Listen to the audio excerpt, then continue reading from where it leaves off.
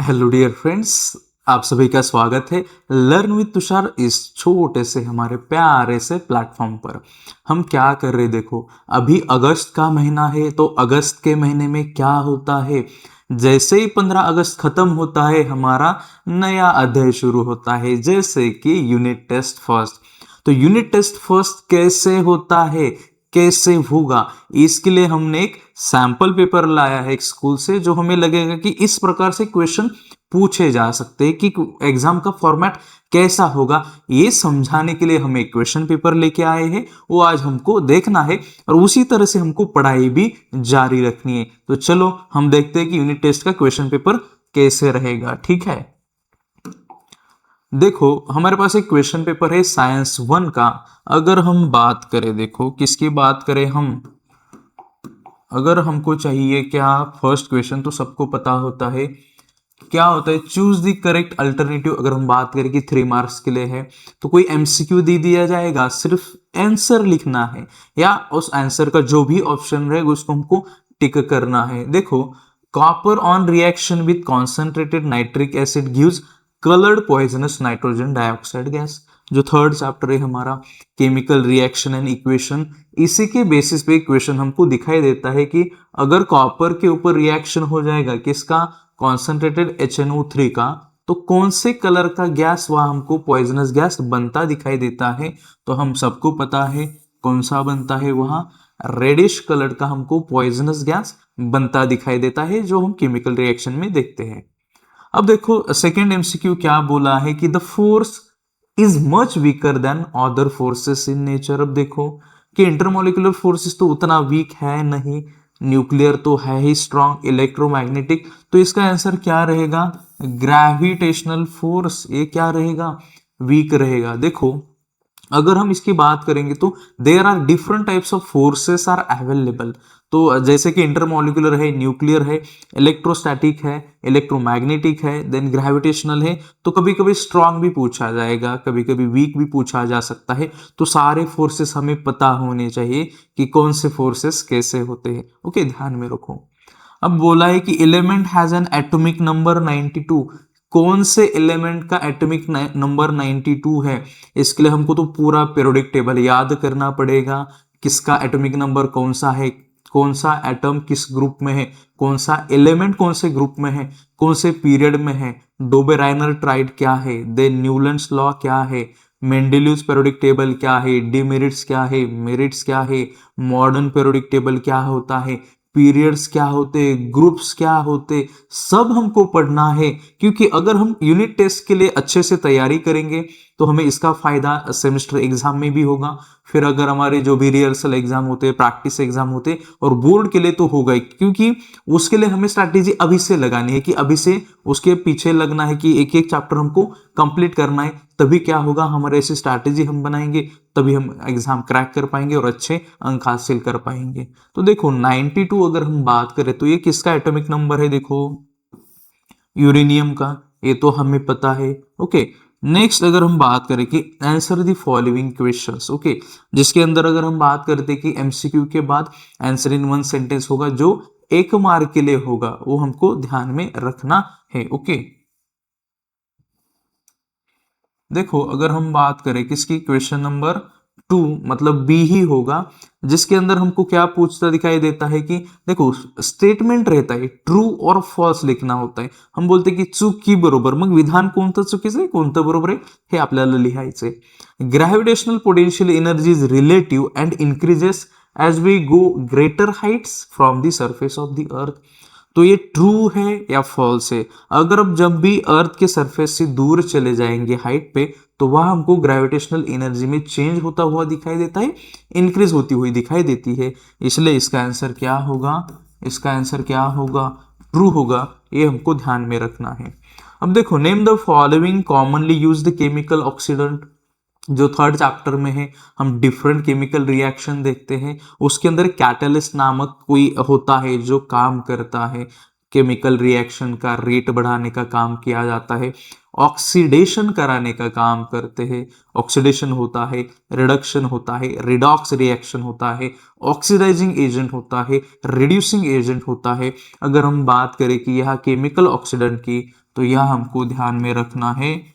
KMnO4 हम उसी को ही बोलेंगे, क्या बोलते हैं KMnO4 को, पोटेशियम पर मैग्नेट। ये हमको ध्यान में रखना है। ये हो गई क्वेश्चन नंबर 1 की बात। ओके, हम थोड़ा आगे चलते हैं, क्वेश्चन नंबर 2 की तरफ चलते हैं। ओके, देखो क्वेश्चन नंबर 2 के अंदर क्या बोला जाता है कि कोई भी दो पूछे जाएंगे, 4 मार्क के लिए होंगे।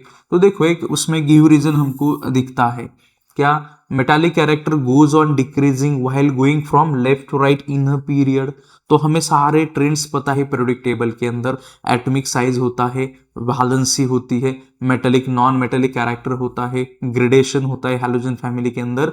वैसे ही देखो गिव रीजन अब एटॉमिक साइज के ऊपर भी होता है कि एटॉमिक साइज डिक्रीज होगा, इंक्रीज होगा, left to right in a period, top to bottom in a group. लेकिन यहां हमको क्या पूछा गया है कि मेटालिक कैरेक्टर क्या हो रहा है, डिक्रीज हो रहा है while going from left to right in a period. तो इसके लिए हमको क्या समझना है कि मेटालिक कैरेक्टर क्या होता है। अगर हम किसी भी मेटल की बात करें तो मेटल क्या करेगा, उसकी जो टेंडेंसी है वो क्या करेगा कि अपना जो इलेक्ट्रॉन है वो क्या करेगा, लूज करेगा, बराबर है। अगर वो लूज करेगा तो अगर हम left to right in a period बात करेंगे तो वो क्या होता जाएगा, कम होते दिखाई देता है हमें, क्योंकि सेल का नंबर तो देखो सेम रहता है, लेकिन एटम का जो वैलेंस इलेक्ट्रॉन है ये हमको क्या होता हुआ दिखाई देता है, बढ़ता, नंबर बढ़ता हुआ दिखाई देता है, बराबर है।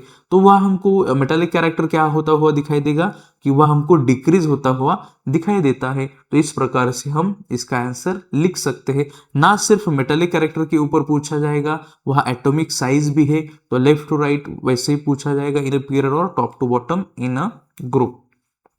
अब हमें एक सम सॉल्व करना है। Calculate the escape velocity on the surface of the moon gives the mass and the radius of the earth. अब हमको इसके लिए फॉर्मूला है हमारे पास, हमको पता है क्या फॉर्मूला है। देखो हमारे पास क्या है फॉर्मूला, सबको पता है कौन से फॉर्मूले का हम इस्तेमाल करेंगे।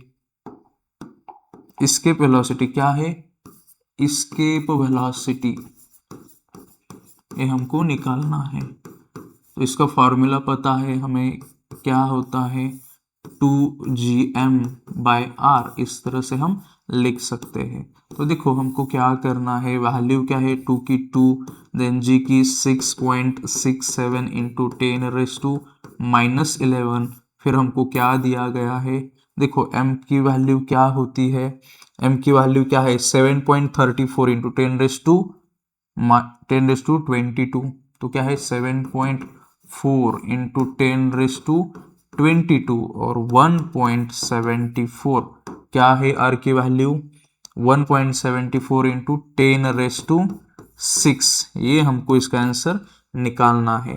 तो इसके वेलोसिटी तो हमें पता है, लास्ट ग्रेविटेशन के लास्ट पेज पर, मतलब एक्सरसाइज के ठीक पहले हमको, अगर इसको हम सॉल्व करेंगे, देखो पहले हमको सॉल्व एक आधा सम कैसे करना पड़ता है, तो पहले जो भी पावर्स है उनको हाथ लगाने का ही नहीं, मतलब देखो 7.4 होगा तो 6.6 से पहले उनको हम मल्टीप्लाई करेंगे, फिर 2 से उनको मल्टीप्लाई करेंगे, और जो कुछ बचेगा उसको हम क्या करेंगे 1.74 से डिवाइड कर देंगे, और फिर एक जगह सब लेके आएंगे। किसको लेके आएंगे, जो भी पावर से उसको लेके आएंगे। अगर ऐसा होता है तो हमको क्या बनता दिखाई देता है, देखो 2.37 किलोमीटर पर सेकेंड, या हम क्या लिख सकते हैं, देखो 2.37 इंटू 10⁻³ मीटर पर सेकेंड। इस तरीके से हम ये प्रॉब्लम सॉल्व कर सकते हैं, ये हमको ध्यान में रखना है। देखो अगर ये होने के बाद हमारे पास और क्या है, कंप्लीट द फॉलोइंग टेबल। हमको एक टेबल यहाँ होता हुआ दिखाई देता है। अगर हम टेबल की बात करें, देखो क्या बोला है, ये भी चैप्टर नंबर 2 के अंदर आता है, कहाँ, पीरियोडिक क्लासिफिकेशन ऑफ एलिमेंट। कि अगर देखो कोई एक आधा फॉर्मूला, मतलब हैलोजन है, ये हैलोजन तो हमें पता है जैसे कि हाइड्रोजन की तरह अपनी प्रॉपर्टीज दिखाता है, चाहे वो किसके साथ अटैच हो जाएगा, मेटल के साथ भी अटैच होता है, क्लोरीन के साथ भी अटैच हो जाता है, ऑक्सीजन के साथ भी, मतलब हर एक जगह हाइड्रोजन है ही। उस प्रकार से हमको क्या करना है, एक एलिमेंट दिया है तो इससे क्या करना है कि इनके साथ हमको कंपाउंड्स बनाने हैं। देखो अगर O2 की बात करें और मेटल के साथ इसका रिएक्शन हो जाएगा तो ये क्या बनेगा, देखो Na 2O, सोडियम ऑक्साइड हम बोल सकते हैं, ये भी हमको ध्यान में रखना है। ओके, दूसरा क्या है, देखो दूसरा क्या है, फिर अगर कंपाउंड विथ नॉन मेटल तो CO2 हम बोल देंगे, पहले लिखा है। अब है हमको Cl2 की बात करनी है। अगर Cl2 मतलब क्लोरीन मेटल के साथ आ जाएगा तो बनाएगा NaCl, that is the table salt हम बोलते हैं, या कॉमन सॉल्ट जिसे सोडियम क्लोराइड भी बोला जाता है। अब नॉन मेटल के साथ देखो CCl4, कार्बन टेट्राक्लोराइड हम जिसे बोलते हैं। इस प्रकार से हम इनके जो भी कंपाउंड से अगर नॉन मेटल के साथ अटैच होते, नॉन मेटल के साथ ये रिएक्शन दिखाते हैं, तो ऐसे कंपाउंड्स हम बना सकते हैं। ओके, ये हो गया क्वेश्चन नंबर 2 की हम बात करें तो। अब आ जाते हैं हम कहा क्वेश्चन नंबर 2 में, फिर से कहा जो भी पहला होगा 2-2 मार्क के लिए हमको ये होते हुए दिखाई देते हैं।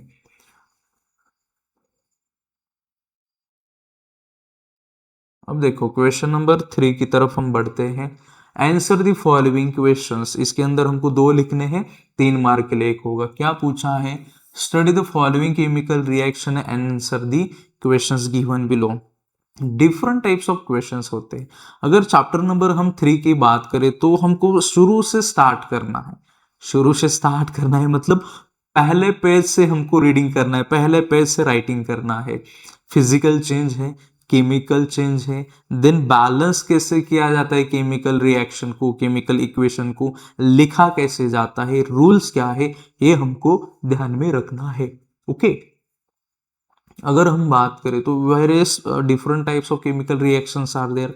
कॉम्बिनेशन रिएक्शन है, फिर डिकम्पोजिशन है, डिस्प्लेसमेंट रिएक्शन है, डबल डिस्प्लेसमेंट रिएक्शन है, कैटलिस्ट है, बहुत कुछ हमको यहाँ, रस्टिंग है, आयरन वगैरह है, करोजन है, ये सब हमको पढ़ना है। Factors affecting the rate of chemical reaction, इतना सब कुछ केमिकल रिएक्शन एंड इक्वेशन को हमको पढ़ना है। लेकिन फिलहाल तो किस प्रकार से क्वेश्चन आने के चांसेस है या इस प्रकार से आ सकते हैं, तो हमको यूनिट टेस्ट की तैयारी कैसे करनी है ये हम देख रहे हैं। अब देखो यहाँ तो हमको क्या क्वेश्चन, देखो पहला क्या पूछा गया है कि what is the role of MnO2 in this reaction.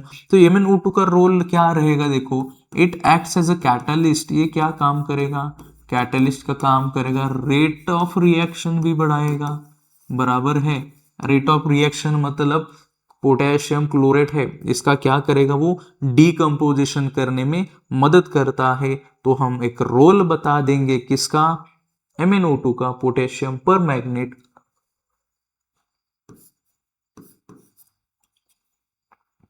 तो हम क्या बोल सकते हैं कि डीकंपोजिशन करने में काम आता है। अगर सेकंड बात करें, does MnO2 undergo any chemical change, तो नो। नो मीन्स नो, क्या याद रखना है, नो मीन्स नो, क्योंकि परमानेंट चेंज, केमिकल चेंज नहीं होता है, तो इसका आंसर नो होगा। And name the type of chemical reaction, तो केमिकल रिएक्शन कौन से प्रकार का है, ये हमको ध्यान में रखना है, डीकंपोजिशन। ये जो रिएक्शन है 2KClO3, MnO2 एक्ट करेगा, हीट रिलीज होगा 2KCl3O2, हीट का इस्तेमाल किया जाएगा, तो हम इसको क्या बोलते हैं, डीकंपोजिशन रिएक्शन, ये हमको ध्यान में रखना है। ओके, अब देखो नेक्स्ट क्वेश्चन की ओर अगर हम बढ़ते हैं तो हमें क्या दिखाई देता है, देखो second, state Newlands law of octaves. तो ये क्या कहता है, देखो elements are arranged in an increasing order of an atomic mass, like the first element is similar to the eighth element, या eighth element is similar to the first one। तो आठवां जो होगा वो फर्स्ट से सिमिलरिटी दिखाएगा, first वाला भी आठवें के साथ सिमिलरिटी दिखाएगा, इसी को हम कहते हैं न्यूलैंड्स लॉ ऑफ ऑक्टेव्स, ये हमको ध्यान में रखना है। ओके, देखो न्यूलैंड्स लॉ तो है ही, तो डोबेरानर ट्रेड भी हमको ध्यान में रखना पड़ता है क्योंकि बहुत महत्वपूर्ण है, इसके ऊपर हमको क्वेश्चन पूछते दिखाई देते हैं, तो उसका एक एग्जांपल भी हमको वहां ध्यान में रखना है, किसका, अगर डोबेरानर ट्रेड की हम बात करें तो यहाँ एक और एक एग्जाम्पल ध्यान में रखो, डोबेरानर ट्रेड, इसके ऊपर भी क्वेश्चन पूछा जाएगा, सो कीप इन माइंड, बहुत महत्वपूर्ण हो सकता है। नेम द डिफरेंट, लिमिटेशन भी पूछा है, क्या मेंशन, उसके लिमिटेशन भी हमको करने हैं। देखो ये जो न्यूलैंड्स का लॉ है सिर्फ कैल्शियम तक ही सीमित है, इसके बाद वाले एलिमेंट्स पर वो लागू नहीं होता है। इधर नहीं, ओके। कहाँ तक लागू होता है? सिर्फ कैल्शियम तक। और बहुत सारे डिफरेंट एलिमेंट को एक ही बक्से में रखा गया, तो ये भी गलत था। ये भी एक हम वहाँ क्या लिख सकते हैं? Limitation. Name the different blocks. कौन सा? S, P, D and F, ये ब्लॉक्स है कहाँ? मॉडर्न पीरियोडिक टेबल में। Which block is place separately at the bottom of the modern periodic table? तो कौन सा है? एफ ब्लॉक को क्या किया है? सेपरेटली रखा है, एट द बॉटम को रखा है।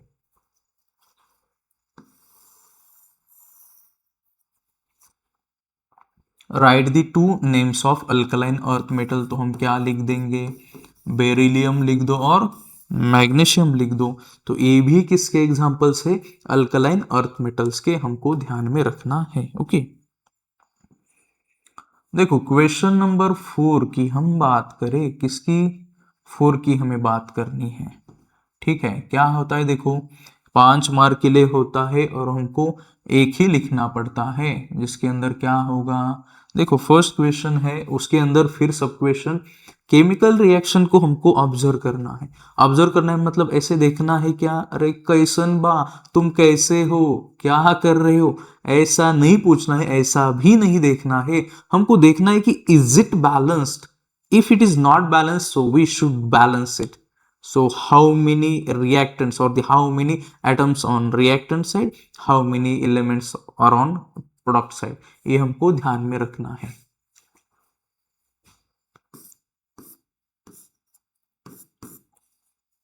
Sodium hydroxide react with sulfuric acid, it gives sodium sulfate and water। तो देखो write the names of reactant, तो क्या है? सोडियम हाइड्रोक्साइड है, कहाँ? लेफ्ट में सोडियम हाइड्रोक्साइड, ऐसे हमको लिखना है। ओके, और क्या रिएक्टेंट है? सोडियम सल्फेट, ये भी हमको लिखना है। सोडियम सल्फेट जिसका फॉर्मूला क्या है? Na2SO4। ओके, ये हो गए रिएक्टेंट। देन क्या है? Right the names of the product. तो प्रोडक्ट क्या है? देखो सोडियम, सोडियम ओ, सोडियम सल्फेट ना ना ना ना ना ना, रिएक्टेंट साइड पे सोडियम सल्फेट नहीं है। रिएक्टेंट साइड पे क्या है? रिएक्टेंट साइड पे क्या है? रिएक्टेंट साइड पे है सल्फ्यूरिक एसिड। रिएक्टेंट साइड पे क्या है? Sulphuric acid, that is H2SO4। Product side की बात करें तो फिर यहाँ क्या है? सोडियम सल्फेट है, जिसका फॉर्मूला क्या है? Na2SO4। और क्या है? वाटर, वाटर का ही फॉर्मूला क्या है? H2O। ओके, तो देखो क्वेश्चन को ज्यादा लिखने की जरूरत नहीं पड़ती है हमको, क्योंकि देखो 5 मार्क का है तो 10 सेंटेंस लिखो, इसकी कोई जरूरत नहीं है। एक एक सेंटेंस में एक एक वर्ड में भी आंसर खत्म होता है।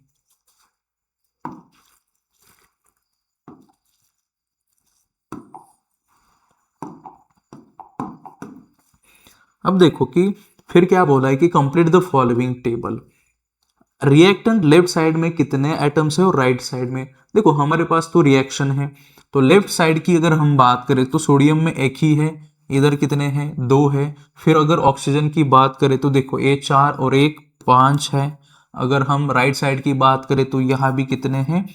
5 है। फिर हाइड्रोजन की बात करें तो देखो यहाँ 2 और एक 3 हमको दिखाई देते हैं, और इधर 2 ही दिखाई देते हैं। सल्फर एक ही है बेचारा। अब देखो सोडियम को हम इजीली क्या कर सकते हैं? बैलेंस कर सकते हैं। तो इसको अगर हम 2 से मल्टीप्लाई कर देंगे, इसको 2 से मल्टीप्लाई कर देंगे तो क्या होगा? 2 हो जाएगा, मतलब सेम हो जाएगा। इधर हम ऐसे लिख सकते हैं कि 2 हो गया। फिर देखो मतलब इधर फिर ऑक्सीजन कितना हो गया? इधर हम 4 और 2 की बात करें तो कितने हो गए? 6 ऑक्सीजन हो गए। कितने? 6 हो गए। तो इधर भी 6 होने के लिए हमको क्या करना पड़ेगा? देखो अगर हम इधर 2 ऐसे लिख देंगे बराबर है, उसको कोएफिशिएंट लगाएंगे 2, तो हमको इसका आंसर भी कितना आता हुआ दिखाई देता है। फिर यहाँ भी कितने हो जाएंगे? 4 और 2 6 हो जाएंगे। अब हाइड्रोजन कितने हो गए फिर? दो, दो और दो चार, और इधर कितने हो गए? चार। तो हाइड्रोजन का भी नंबर हमको सेम होता हुआ दिखाई देता है। कितना हो गया? देखो, चार हो गया, चार हो गया। तो फाइनली हमको क्या बोलते हैं कि तुमको रिएक्शन लिखनी है। तो रिएक्शन हम कैसे लिखे? हमको रिएक्शन तो लिखनी है, तो देखो क्या रिएक्शन हो गई फिर, हम इधर ही लिख देते हैं। 2NaOH प्लस क्या है? सल्फ्यूरिक एसिड है, H2SO4 क्या है? 2NaSO4 या 2NaOH प्लस H2SO4, ये क्या बना कर देगा? Na2SO4 plus 2H2O। ये हो गया हमारा केमिकल इक्वेशन जो बैलेंस हुआ है, और उसको हमने रीराइट किया। इसी प्रकार से क्वेश्चन देखो 2026 के बोर्ड एग्जाम में आया था कि पहले लिखना था ये रिएक्शन जो है बैलेंस है क्या, फिर राइट साइड में कितने हैं, लेफ्ट साइड में एटम्स एलिमेंट्स में कितने हैं, और हमको फाइनल इक्वेशन लिखना था। अब लास्ट क्वेश्चन है, देखो कि जो दो दिए जाते हैं, लास्ट दो क्वेश्चन दिए जाते हैं जिसमें एक और होता है। तो देखो अगर हम बात करें, पहला क्या है? डिराइव, ए का हम यहाँ ही लिख देंगे। देखो ए का answer, derive an expression for acceleration due to gravity at the surface of the earth. तो जी को लिखो ऐसा, GM डिवाइडेड बाय R²। तो ये हो गया पहले ए का आंसर हो गया, हमारा इक्वेशन आ गया। अगर हमको डिराइव करना पड़ता है at the surface of the अर्थ, फिर हमें पता है कि वैल्यू कैसे आती है, जी है छोटा, तो हर एक हम मास वगैरह वहाँ एक मास किसका ले लेंगे, पूरा हमको लिखना है जी की वैल्यू। तो फिर चंदा है, चंदा मामा है, अर्थ है, इनका मास, ऑब्जेक्ट का भी मास, फिर आर की वैल्यू जी, इसको मल्टीप्लाई करके फाइनली हमको ये इक्वेशन मिल जाएगा। अब देखो क्या बोला है कि will the direction of the government government ना बाबा ना, ग्रेविटेशनल। इसका आंसर क्या रहेगा? देखो तो यस, ये क्या होता है कि चेंज हो जाता है और कहाँ चला जाता है? It is directed towards the centre. कहाँ जाएगा? डायरेक्टेड टूवर्ड्स द सेंटर की तरफ जाता है। इसका डायरेक्शन हमको चेंज होता हुआ दिखाई देता है। फिर अगर हम नेक्स्ट क्वेश्चन की बात करें, what will be the value of G at the centre of the earth? G की वैल्यू सेंटर पे कितनी रहेगी? जी की वैल्यू सेंटर पे 0 रहेगी। कितनी? 0 रहेगी। फिर बोला है मास को डिफाइन करो। क्या होता है?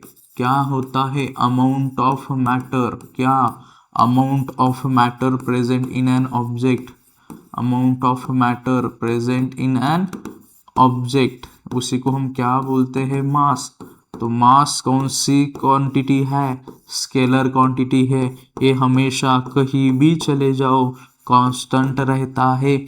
मास कांस्टेंट रहता है, बदलता नहीं है। मास और वेट का भी डिफरेंस पूछा जाता है, बहुत बार एग्जाम में आया है। लेकिन देखो अगर हम यूनिट टेस्ट की बात करें तो जो ज्यादा बोर्ड एग्जाम में पूछा जाता है उस पे ज्यादा क्वेश्चन वो बोर्ड एग्जाम में रिपीट होने के चांसेस होते हैं।